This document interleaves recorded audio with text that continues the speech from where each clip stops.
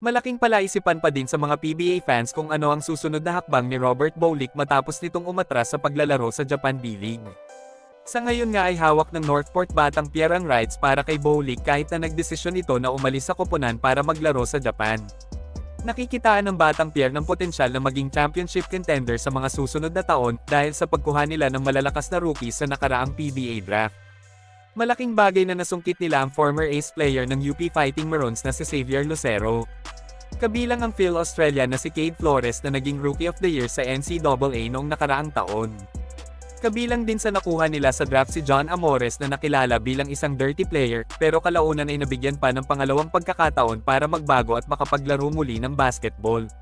Nasungkit din nila si Brent Paraiso at Franyo na naging player ni head coach Bonnie Tan sa Letran Knights.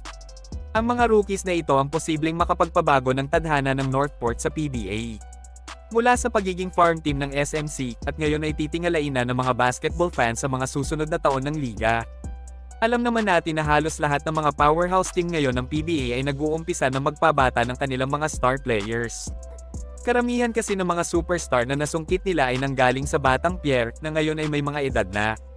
Kabilang na nga dito sina Christian Standhardinger, Stanley Pringle, Mo Tautua, Vic Manuel at Terence Romeo. Lahat ng manlalarong ito ay napunta sa koponan ng San Miguel Beermen at Barangay Ginebra. Ang dalawang franchise team na ito ang naghari sa PBA sa nakalipas na isang dekada ng liga. Pero dahil nga sa patuloy na pagkuha nila ng magagaling na player sa Batang Pier, binansagan tuloy ang Northport na farm team ng PBA. Alam naman siguro ng PBA board na malaking kasiraan sa liga kapag pinahintulutan pa din nila ang mga lopsided trade na ginagawa ng SMB at Ginebra. Pero kahit bumagsak na nga ang kalidad ng liga dahil sa mga lopsided trade na ginagawa ng mga powerhouse team, hindi pa din sila humihinto sa pagkuha ng magagaling na player sa ibang koponan. Kagaya na nga lang nina Jeron Teng at Maverick Ahanmisi na nakuha ng SMB at Ginebra mula sa free agency. Kaya naman kabang-abang din kung saang koponan o liga maglalaro si Bolick matapos niyang mag-back out sa B-League.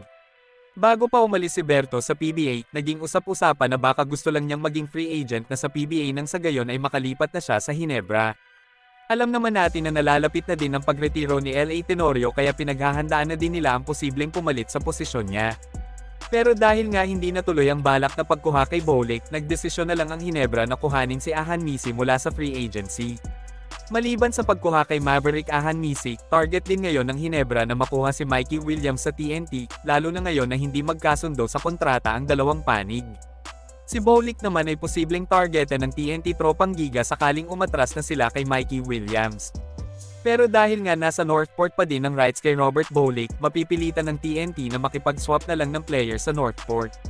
Nalalapit na din kasi ang pagretiro ni Jason Castro sa basketball, kaya kinakailangan na din nila ang serbisyo ni Bolick. Sa bandang huli, ang powerhouse team na TNT at Ginebra pa din ang magwawagi sakaling matuloy ang mga trade talks na ito mga idol.